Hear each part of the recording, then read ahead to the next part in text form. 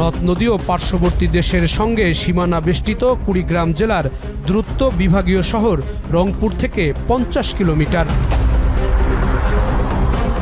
নিভৃত গ্রামের মানুষের সম্পদ বলতে কেবল আবাদি কৃষি জমি, আর এ কারণেই তাদের ব্যস্ততা কিংবা বিড়ম্বনা সবকিছুই জমি জমা কেন্দ্রিক।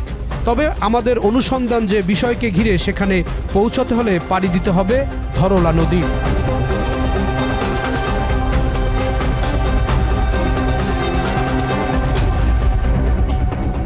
দুর্গমে পথের বাহন ইঞ্জিন চালিত নৌকা। এ ঘাট থেকে আরও কয়েকজন সহযাত্রীর সঙ্গে আমাদের যাত্রা কাগজিপাড়া পথে। 30 মিনিট নদীপথ পাড়ি দিয়ে কুড়িগ্রাম সদর উপজেলার হলখানা ইউনিয়নে।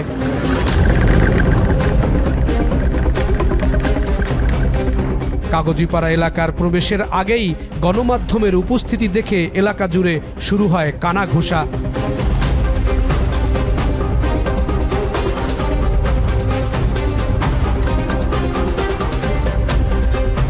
একান থেকে ওকান করে কথা ছড়িয়ে পড়ে কাগজিপাড়া পর্যন্ত।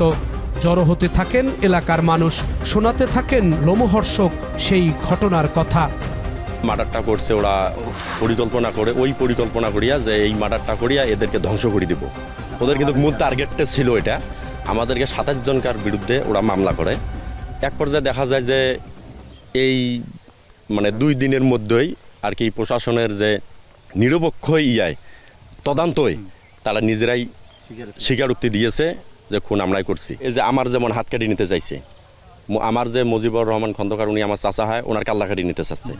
এইরকম ওরা সবসময়ের জন্য হুমকি দিতে চাচ্ছে এবং ওরা এক প্রকার একবারে আমাদেরকে বলতেছে যে তোদের কিচ্ছু রাখবো না।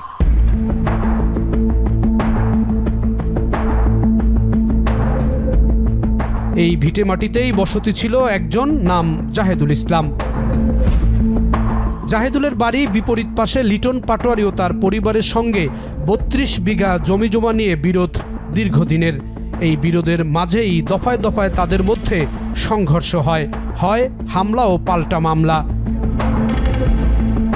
প্রায় 30 বছর ধরে এক পক্ষ চেষ্টা করে অপর পক্ষকে ধরাশায়ী করতে, তাদের সঙ্গে যোগ দেয় তৃতীয় পক্ষ। দেন দরবার হামলা মামলা যখন তাদের জীবনের অবিচ্ছেদ্য অংশ হয়ে ওঠে, তখন জাহেদুল কষে এক ভয়ঙ্কর ছক। প্রতিবেশী মুজিবুর রহমানের সঙ্গে দীর্ঘদিনের বিরোধ জমি নিয়ে। প্রতিপক্ষকে ফাঁসাতে গত 10 মে 9ম শ্রেণী পড়ুয়ার নিজ সন্তান জান্নাতি খাতুনকে হত্যা করে জাহেদুল ও তার স্ত্রী। এর আগে আমাদের 8টা পুকুরে বিষ দিছে এবং 50% পটল, 12% বেগুন এগুলো ক্ষতি করছে। এই যে এই জমির সমস্ত জমির বিছন ছিল এটাও পোড়া দিছে। ওই যে মেয়েটা ছিল ওখানে, ওই জায়গাটাই ছিল বুদ্র, ওখানেই নাকি সাক্ষী দিছে আমার শোনা কথা যে লিটন আর মুজিবুর খন্দকার ধর্ষণ করছে। কিন্তু এখন দেখা যাচ্ছে যে না, ওরাই ওদের মেয়েকে মারছে।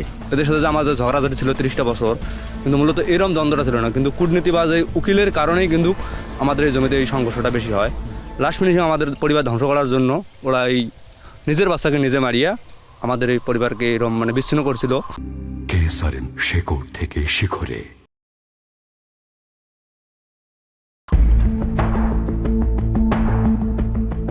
এই হত্যাকাণ্ডে সহযোগিতা করেন জাহেদুলের ভাইয়ের স্ত্রী শাহিনুর বেগম।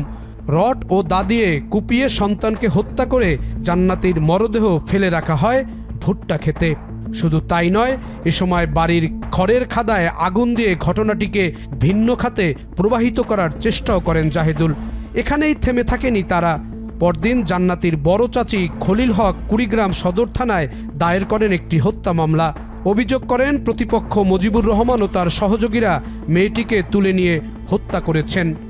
খলিল যে আমার বিরোধী গ্রুপ যারা মারছে তার মেয়েকে, তার ভাতিজে, আমরা মনে করি এখন তারা মাঝে মাঝে আমাদের এখানে আসে। মুখের বাড়িতে, মুজিবরের বাড়িতে আমরা ফাঁসগেলা দিয়ে মরবো, পাটোয়ারির বাড়িতে মরবো, জাফরের বাড়িতে মরবো, এইভাবেই। জেলে যাই আছে তার ছোট ভাই, তার বড় ভাই যে কিন্তু বাইরে আছে খলিল, সে এসে এই হুমকি দিতেছে।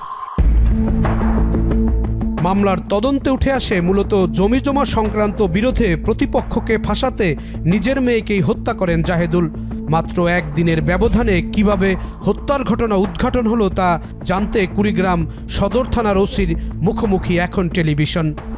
মৃত্যুর যে আঘাতগুলা আসলে আঘাতগুলো দেখা যাচ্ছে যে বাইরে কেউ মারলে তো আসলে আঘাতের ডেপটা অনেক বেশি হবে, কিন্তু অনেক বেশি ডেপ না, মনে হচ্ছে অনেক যত্ন সহকারে মানে আঘাত করা হয়েছে, অনেক যত্ন সহকারে আঘাত করা হয়েছে। এইসব দেখে মনেই হচ্ছে যে হয়তো বা আপন কেউই এর সাথে সম্ভবত থাকতে পারে।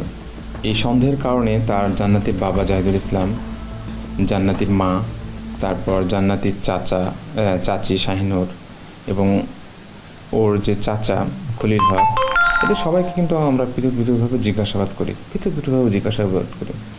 জিজ্ঞাসাবাদের এক পর্যায়ে ওর চাচি শাহিনুর কিন্তু আমাদের কাছে স্বীকার করে ফেললো যে স্যার আসলে জায়গা জমির জন্যই আমরা আমাদের ভাস্তিকে, আমাদের মেয়েটাকে মেরে ফেলেছি। তো ওর বাবা অকপট আমাদের কাছে স্বীকার করলো। আরেকটা প্রথমে যেটা মাথা আঘাত করলো লোহার রড, সেটাও একটা বাঁশঝাড়ের ভিতর ও পুঁতে রেখেছিল। যে এই ঘটনাটাকে ভিন্ন খাতে নেওয়ার জন্যই আসলে সামনে খেরের যে গাদাটা ছিল এর ভিতরে কিন্তু সে আগুনটা ধরাই দিছে, যে ঘটনাটাকে ভিন্নভাবে নেওয়ার জন্য আর কি।